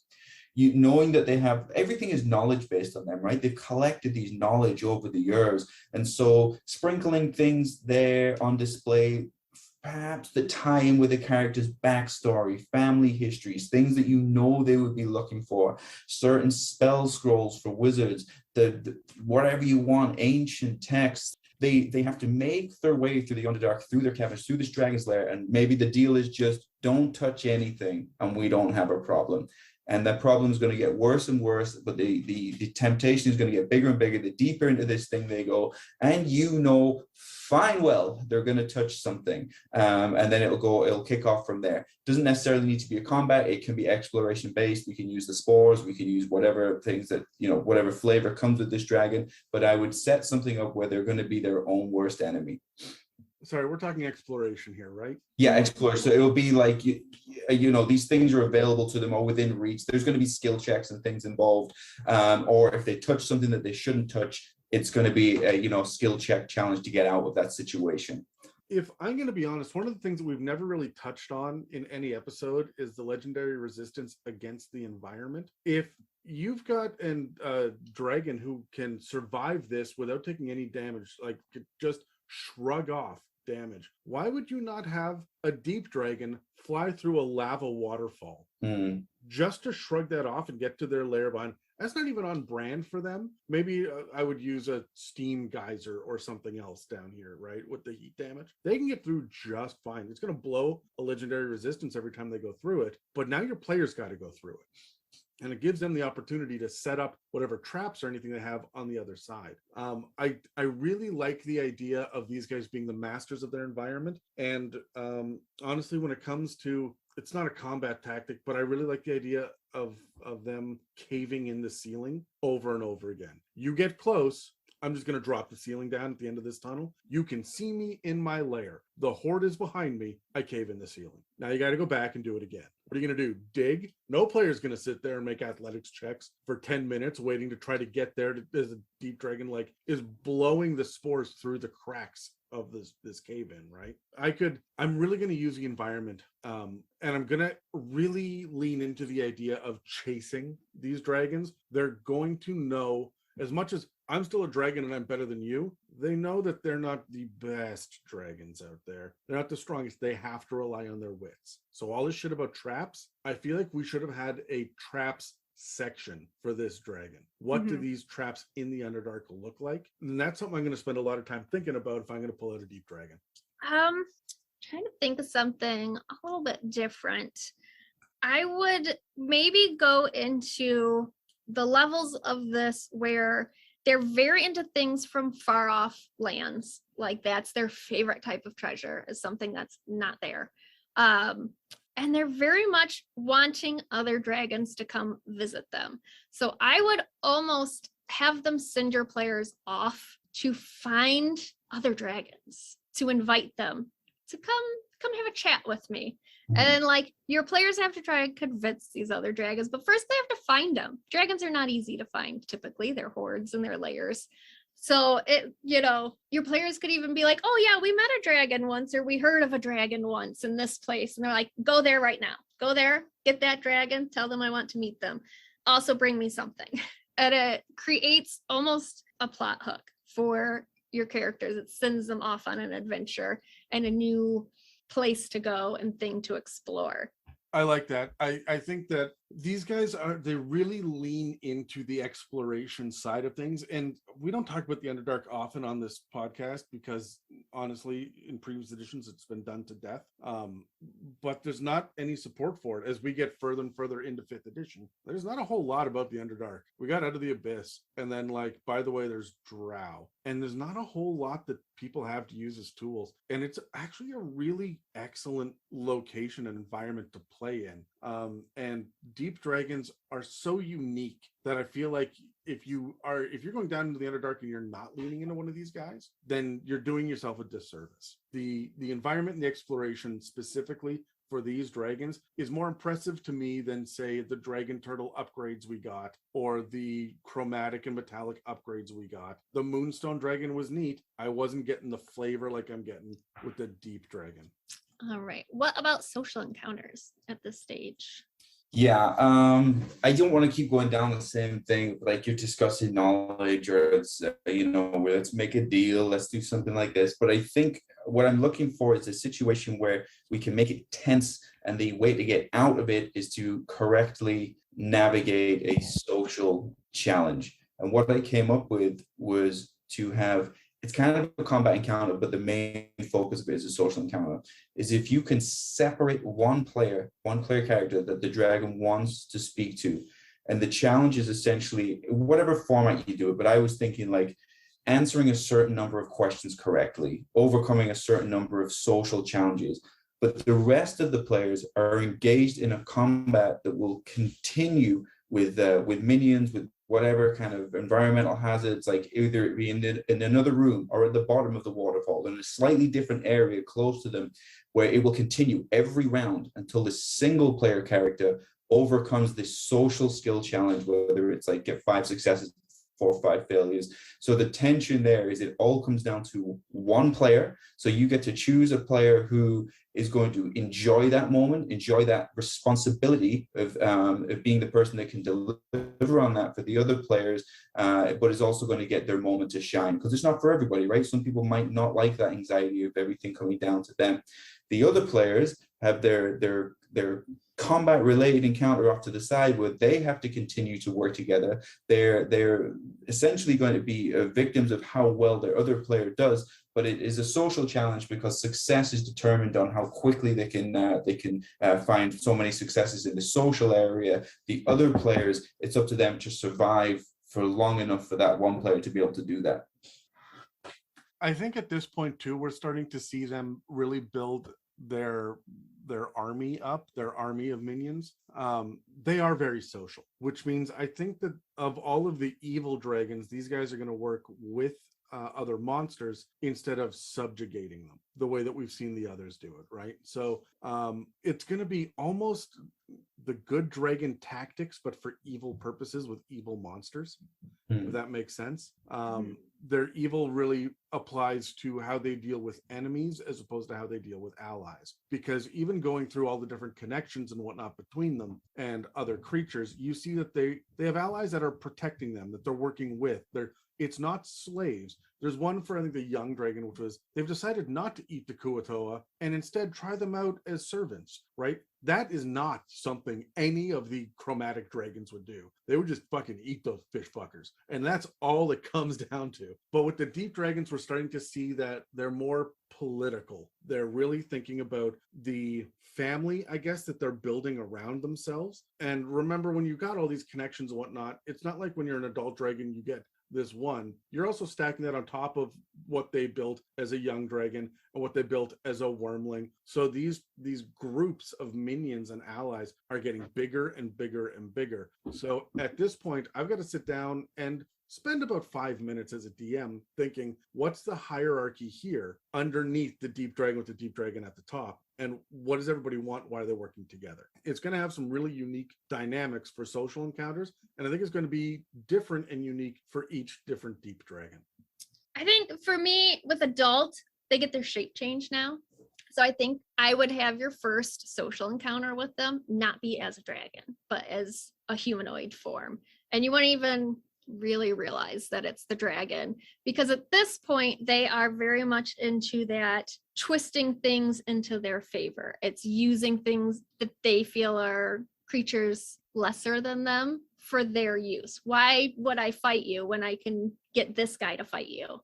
So your players would have to be very careful to not be tricked into a combat that they don't really need to get into, because this guy has a beef with that guy over there.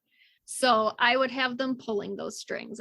They would be because they're very charismatic. So they would be pulling on all of those, like showing up like a handsome guy and charming the party into being on their side and going after this person over there because they have a beef with them, and twisting things into their favor. Yeah, I love it. Speaking of twisting things, if you ever want to yell at us about how we've twisted our words and had the exact wrong inspiration about how you would attack deep dragons or anything else we talk about on this podcast, you can reach out to us through Instagram, Facebook, or at r/itsamimic on Reddit. And of course, you can always reach out and get us through info@itsamimic.com. You can also submit mailbag questions through the post that's on Reddit or through the other social media accounts that I've already mentioned. But please take the time to give us positive reviews on iTunes or whatever app you're using. Share us on social media and make sure that you throw in the hashtag for It's a Mimic, and use your word of mouth. I hear a lot of people say, oh, I really like your podcast, and we get positive feedback all the time from people. But then I'm like, is everybody at your table listening? Because that'd be great. Thanks. So this is me asking nicely, like a deep dragon wouldn't, to please reach out and help. All right, that was awkward as fuck. So I'm going to move on to Ancient Dragons. I watched Terry just cringe more and more as I kept speaking. It was lovely. Marking an expert all over the world are going, my God, he's cracked it. When it comes to Ancient Deep Dragons, we're really getting more of the same with the adult. There's only some differences, and most of it's mechanical. It's things like we're now a Gargantuan Dragon. We've gone from CR11 to CR18. We've got our armor classes jumped between adult to ancient to be 17 to 20. The hit points went from 14d12 plus 56 to 13d20 plus 65. So it's a great big jump. You're over 200 hit points at this point. The only speed difference is that burrow is now up to 40 feet. So it matches your walking speed and your swim speed. Flying, of course, is still at 80 feet. All of your stats got bumped up by 2 or 3 points, which means that strength and con and charisma are still the highest. They're all above 20, and your dexterity is the lowest with 16. Your proficiency modifier is still a +6. You get boosts to your saves for dex, con, wisdom, and charisma, and that is, again, a bump of 2 or 3 each. The skills are still perception, persuasion, and stealth, which should tell you everything you need to know about how you should be using these dragons. They want to talk, they want to sneak, and they definitely know you are there because they have blind sight out to 60 feet now, dark vision out to 300 feet, and a passive perception of 20. You're not sneaking up on these guys unless you're a rogue. They still have damage resistance to poison and psychic. They're immune to the charmed, frightened, and poisoned condition, and they still have the legendary resistances 3 times a day. Their languages don't change, so it's still common, draconic, and undercommon. And then when it comes to their physical attacks, they don't get more attacks with the multi-attack. It's the same. They just have a slightly better chance to hit. They go from a 9 to +12 for bite, claw, and tail. The reaches all stay the same, and you're essentially adding a single die to most of the different kinds of damage that you're doing, and we're not changing any of the kinds of damage. So it is worth noting, though, that for the tail attack, now it's a DC 20 strength saving throw to be knocked prone, so you're going to really hurt your spellcasters at this point. That's to be expected, but like there's no rules about not being able to cast spells from your back, so I'm not sure it's super worth it. Change shape is essentially the same, and your nightmare breath is now a 90-foot cone, which is just amazing. It's a DC 16 for at adult. Well, it's a 19 wisdom save for an ancient, and you don't do 6d10 psychic damage anymore. You do 9d10 psychic damage. The legendary actions are all exactly the same, except now it's any creature you can see within 30 feet for the commanding spores. The DC goes from 16 to 19 wisdom, and you go from doing 1d10 psychic damage to 2d10 psychic damage if they're not able to make a melee weapon attack against a random creature within reach. They still get the tail attack, which I'm not sure why you would waste a legendary action on this, but fuck you, do you. And then there's the Spore Salvo, which is the 2 actions in order to use it, and that is creatures again within 30 feet that they can see, which I'm assuming blind sight negates people hiding behind fucking corners. Like they still know you're there. They can still technically quote unquote see you if you're invisible. So it's just an odd wording on that one. DC 16 to 19 con save again, but whereas the adult dragon was doing a 5d6 poison damage, the ancient is doing a whopping 6d6 poison damage, which is nothing. That's not nearly enough for me to be inspired to use this Spore Salvo to use 2 actions for it. I would rather just hit with that commanding spores over and over and over again. Mm-hmm. I have 8d6 poison damage. It's 8. 8d6. Un momento, I will look it up. What page is that? It's 173. 170. There we go. You are right. It is 8d6. You're right. The source that I was looking at was wrong online. I will stick to the books from now on. So 8d6 poison damage again is good. It's solid. It's not my favorite thing that you can be doing here. I would much rather be making your guys hit each other because frankly it's funnier from a DM perspective.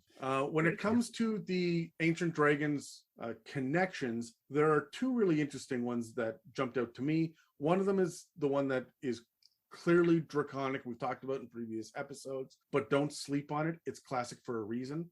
And that is two ancient deep dragons are fighting over territory. They're unwilling to move against each other directly, so they use local settlements and minions as pawns to fight each other. That's pretty on brand.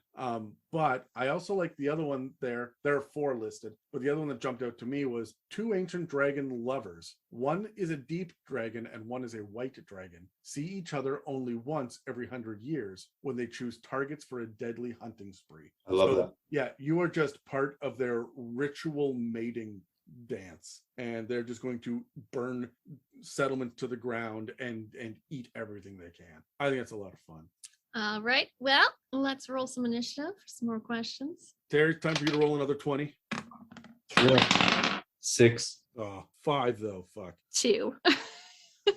Still So first you're with a still 6. first on a 6. Am I really? Yeah. So combat encounters. What do you have for ancient? Okay. Yeah, I'm thinking of things on a larger scale now for Ancient. We know that they do not enjoy direct combat anyway, and so they're likely going to use more like guerrilla level tactics. So how do I do that on a larger scale? And I thought, if the Deep Dragon had recognized a threat, knowing that they have this 6-mile radius of their regional effects, one which really strikes me is that restless sleep effect. If they had recognized that there was a huge force or a city or some type of large area that had determined that this dragon, for whatever reason, needs to be killed, if they could just move their lair beneath that city, 5.5 miles underneath it, right? They would still be under that restless sleep regional. And so that every single day they have to do that Constitution saving throw, or they're not going to be able to have reduced their exhaustion from the night before. Impossible to deal with, right? Especially if there's an enemy. They may not understand why it's happening, but essentially you could reduce an entire army to nothing just by living 5.5 miles underneath them. So that would be my large-scale combat technique, indirect guerrilla warfare style combat technique. I don't have a lot of new to say for these gargantuan dragons. Normally I really want to lean into the size factor here, but because things are so tight, I mean, I know you can have massive underground caverns and whatnot, but because things are so tight, you're not really going to get everything you need from the crazy speeds and the flight and whatnot unless you're injecting these big caverns, at which point I'm looking at it again from an environmental standpoint. Like, I love what you're saying, Terry, about just moving within the 6 miles, but you see how we're using our environment over and over and over again in order to make this a unique dragon outside of the nightmare breath and the commanding spores. It seems to be mostly dragon tactics as normal, which is, of course, pick them up and drop them, but it's also the flyby attacks and the throwing waves of minions at them, and make sure that you are fighting within their lair. Never have them at this point out in the open fighting outside of their lair, because they're going to be smart enough to know that they want to rely on their lair tactics and their lair actions and whatnot. Honestly, you can take a better hit, but it's not great. Your AC is only 20. You're going to get shut down by a lot of the tier 4 stuff that the players are wielding at this point. So keep distance, use every tactic you possibly can, and don't fight until you are backed into a corner. Yeah. And with pass wall, you should never be backed into a corner. I think with Ancient, they have enough allies and pull. If you think of an ancient dragon, they don't just have one horde, right? They don't just have one layer. They have layers spanning vast spaces from, hundreds of miles apart from each other. So they've got these set up all over the Underdark. And they're all by cities of allies. So they are creating armies. They've got loyal followers at this point. So if you go up against one of these, you're gonna have to bring an army of your own, or that you have no chance of even like getting close to it. So it would be a very, I think, large scale battle because you're not going to sneak up on it. So you're not going to take it by surprise, you know? That's a really interesting point. For the first time, you have an army that is loyal, not cultists, not just kobolds, but for your evil dragon has a loyal army that is willing to fight to the death because they are so social, right? And they're not evil, and they do make deals. And it doesn't say anywhere they're liars. So they're making deals and holding up their end of the bargain, right? People are going to love them for it. And they're, at this point, powerful enough to hold most of, if not all of the things in the Underdark at bay. So it behooves you to nestle up next to a deep dragon and swear fealty, because the Underdark is super deadly. So these guys will provide the opportunity to live longer and easier lives. That's something to think about. I assume that Darrow and Duragar and Kuatoa and whoever it is can feed on this fungus that grows as well. Like, that's got to be food. Yeah. I mean, it does specifically say if you were to forage in that area, it yields twice as much food. So it's vegetation and fungi within 6 miles. Yeah, there you go. All right. And that brings us to your exploration encounters. Oh yeah, that's me. That's you. Yeah, I think we're at a point now where this kind of thirst for knowledge has got to a point where you're probably leaving like the prime material plane, and I'm sure there may now be reasons why this deep dragon, if they're going to work with you, is seeking knowledge from the other planes. You know, from it may be even as crazy as like the far realms, or certainly like, you know, the abyss or something like that. And of course, it's very dangerous for dragons to leave their own realm and go and seek that themselves. So this is a perfect way for you to get wrapped up in that. And you may now be at the point where you want to do some interplanar travel. And I think this is a great reason to set that up, great plot hook for it. Yeah, I was going to lean into the alternate versions of the Underdark as well. It's been a while since we've done our Underdark episode, so I don't know how many people remember this, but there's a radiation in there called Fairsris, which has all sorts of magical properties, and it makes it different than just being underground. It also has a huge effect on plant life and magic in general, and specifically drow culture. I would absolutely have it be something that the deep dragons rely on, and I would have it have different effects if you are planar hopping to different Underdarks or their version of it. And I know that the Forgotten Realms is the one that traditionally has the Underdark, but I don't see any reason why there couldn't be a plane, or I think that I would apply this to Khyber, which is the underground portion of Eberron, right? You can get down into the depths of Ravnica and find pockets of this as well where deep dragons live.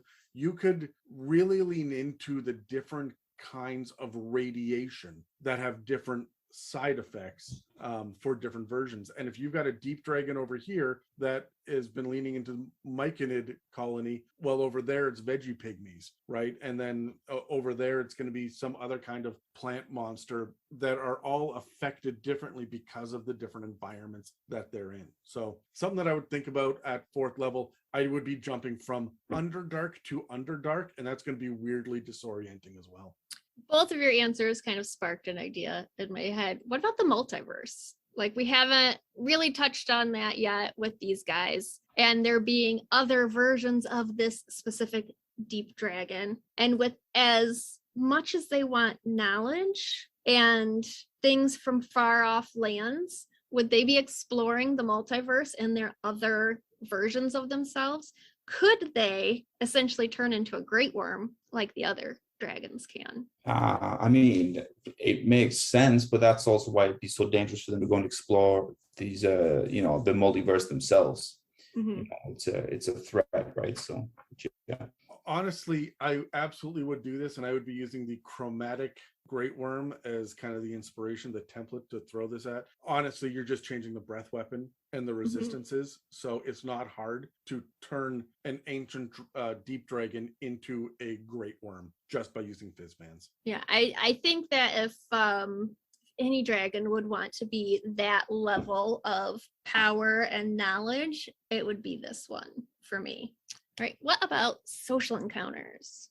Yeah, social encounters is tough, right? When you get to this ancient level, especially with a deep dragon. I think Adam mentioned earlier, somebody mentioned something about politics, and that got me thinking. I think that kind of lines up, so it's like social interaction or social influence on a grander scale at this point, and politics leans right into that. And you can be an agents for these dragons to help influence the people on a larger level, particularly if you're competing. And Adam pointed out as well that they're not necessarily liars, but they are deal makers, they are influencers. So you could have a political opponent in another dragon where they are schemers, but they are liars as well. So like a green dragon, for example, and you could have this kind of almost like a political contest, which is essentially social influence on a grander scale between a neutral or more truthful party and a lying, scheming party on the other side. I want to lean into that a little bit more, and I would have I like everything you're saying, Terry. I was thinking about having a plot hook. When you start tier 4, you are invited to the Council of Worms, and spelled with a Y, of course, because we're talking dragons. So the Council of Worms is there are 3 different sections or factions that are being represented with 5 different humanoids each sitting there talking in a big chamber with one essentially judge presiding over these negotiations, acting as a moderator between these 3 different factions.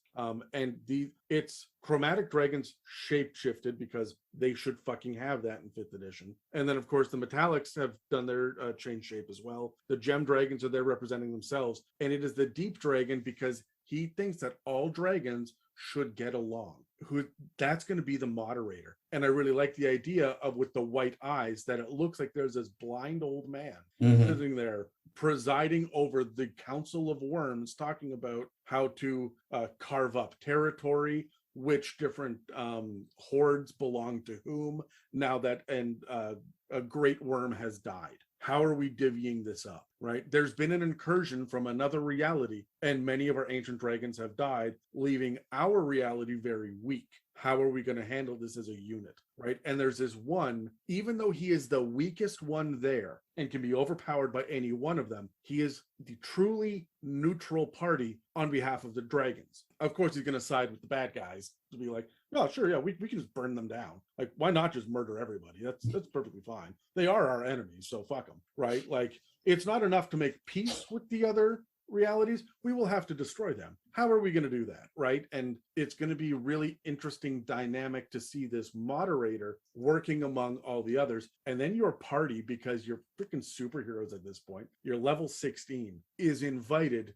to the talks to be a part of this, or at least to witness, because you're going to be the instrument that's going to be used to go off plane hopping to go fight this shit, right? So yeah. So that's my big social encounter there, is the idea that these deep dragons are moderators for dragon kind, but only for dragon kind. I love it. That's very close to what I made a mental note to outright steal it, so that's very close to what I had. I was thinking like the mob family like summits, and all the like big heads of family come in, and they have all these guest suites, and they have that big chamber where they have receptions and stuff, and like you said, you can win favor with them. They do notice you if you do great things, and you can be respected by them if you do enough things that catch their attention. So I very much have the same idea there, where you have like all of the big heads of all of the dragons come in and have like a safe summit. And I mean, they are the weakest of the dragons, like you said, Adam, but only physically. No other dragon has that loyal following that they do. So even if something attacked them on their ground in their summit, they're not getting far away. They're gonna go out and have a whole army of allies that are going to know that something went down. And, so it sort of puts everybody into a certain point of check to behave. And you got to keep in mind, too, that their army is going to react differently than others. You have to assume that gold and silver and even bronze dragons have armies that follow them, that are loyal. But these are armies that get out to the battlefield, and they sit there with their lines of soldiers with the archers standing behind them, and like it's very Game of Thrones looking. Yeah, I was just gonna say these are very like Daenerys level armies, like the level of loyalty that she imposes. But and it's not because she's physically the strongest, but it's because she inspires the most amount of loyalty and charisma and helpfulness. You know, she will protect you if you follow her. The other thing too about these armies is that when it comes to the deep dragons, you're not out in the battlefield fighting them. They're not coming up to the surface. Half of them are sunlight sensitive. Most of them can't even fucking get there. So you're going down into their world, in their realm, and now you are not fighting in the open battlefield like it's 1812. You're fighting the Viet Cong. And it's very fucking different. And so these armies, they may not be as numerous, although they very likely could be. They're going to be nasty. It's traps. It is dead ends. It's, we don't have to fight you if we can flood the chamber, right? And there's going to be a lot of that shit. And the deep dragon is smart enough. They're a master tactician. They connive, they make deals, and they have allies. They're going to be a real problem. They're going to have these tactics and these strategies. They're going to use the environment against you in ways you've never thought of before. And so as a DM, these guys, it would be so easy to play these guys as really smart. My problem with that is that it's, look, I control the world. I'm supposed to lose at the end, right? That's my job as a DM. Let the players win. It's going to be really hard to play these guys as intelligent and yet have their plans fail. So you've got to really telegraph what's going to happen early for the players to be able to outsmart the deep dragon and have those twists and turns be big and epic, but go in both directions, right? For both the good guys as well as the bad guys. Yeah, I think it would be playing like so many levels of chess, like so many games at the same time, because you're not just playing against the deep dragon itself, but you're playing against all of these cities that you encounter and all of these civilizations, and they've got their hand in all of them, and they've got their motivations in all of them. So even if you don't realize you're dealing with them, you're dealing with them. Absolutely. All right, well, that wraps up this episode on Deep Dragons, but we're not even close to being done with dragons. So subscribe or follow and check back regularly to see what inspiration and insights we'll have for you in the future. The next time we circle back to dragons, we'll finally be jumping into gem dragons. Thanks for listening to another episode of the It's a Mimic podcast. If you'd like to support us, we have a donate button on our website, www.itsamimic.com, as well as a store for some awesome merch. We also rely on word of mouth to get news of the podcast out there to the community. So please pass on the word to everyone you know that we're available on iTunes, Spotify, and YouTube, as well as most podcast apps. Thanks again for listening to It's a Mimic, where you never know what you're going to get. This has been an It's a Mimic production. Inquiries, requests, and questions for our mailbags can be sent to info@itsamimic.com. How long would you last if you had to live solely underground with only a small group of people? Like, could you survive in the Underdark, or would you go nuts without big open spaces and sunlight? Let's roll for it. I want to hear what you guys say. Everyone? Okay. Oh, natural 20. I got a 13. So, Terry, how would you do in the underground for the rest of your life? Horrendous, terrible. I get depressed within like an hour of rain, which is why the Pacific Northwest is the best place to live in the world ever. No, I need open spaces. I actually need to be close to the ocean. That I need that expanse out in front of me that I can see. It makes me feel more secure. It makes me feel like the threats are only coming from one side. But when I'm trapped, I hate that. And I especially hate other people being close to me all the time. Not like for an hour or two when I'm playing D&D, but like constantly. I can't stand that. COVID was awesome. I know that I can live underground for about 17 months before I lose my shit because of COVID. I live in a basement suite. I stayed here for 17 months and saw people very fucking sporadically. Right. And lost my shit really quickly. I was calling Dan on a regular basis being like, hey, you know what we should do? 24-hour episodes. That was a pitch I had one time. That's because I needed to do something. It was bad. It's okay. Everybody went crazy in a different way. I feel like it stopped me from judging people so much. I was like, oh no, that was just crazy. That's okay. We all had it. Yeah, probably not. I did not do well in quarantine. I'm the type of person that needs to be around other people. 100%. For me, my dealing with quarantine was starting new hobbies, and that's how I got into terrain building. Oh yeah. So I would just like go out to the garage and start cutting foam because I needed to do something.